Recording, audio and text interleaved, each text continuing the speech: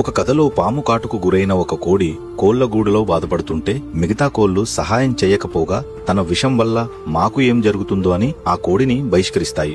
కోడి నొప్పి బాధ కంటే నా వాళ్లు సహాయం చేయలేదన్న బాధతో ఏడుస్తూ అక్కడి నుంచి వెళ్లడం మొదలుపెట్టింది. అది చూసిన కొన్ని కోళ్లు వెళ్ళని దూరంగా వెళ్లి చనిపోతే అందరికీ మంచిదని, మరికొన్ని రేపు ఈ పాటికి చచ్చిపోయి గద్దలు కూడా పీక్కు తింటాయని, ఏం పాపం చేసిందో ఇలా జరిగింది అని గుసగుసలాడుతూ ఉంటాయి.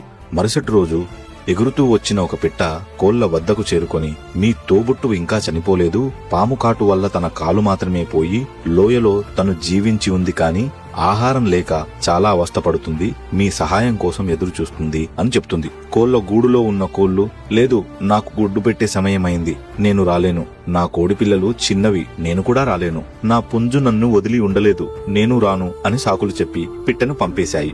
ఇంకో 4 రోజులకి పిట్ట తిరిగి వచ్చి, మీ తోబుట్టువు చనిపోయింది, తనని పూడ్చిపెట్టడానికి కూడా ఎవరు లేరు అని చెబుతుంది. ఈసారి కోళ్ల గూళ్ళో ఎంతో నిశ్శబ్దం.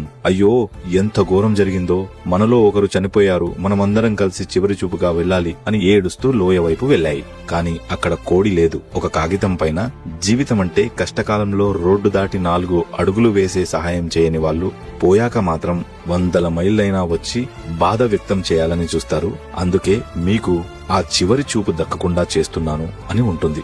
ఈ కథ కోడిది కాదు, కుటుంబంలో ఉంటూ ఎదుటివారి బాధని కూడా పట్టించుకోలేని మనలాంటి వ్యక్తులది.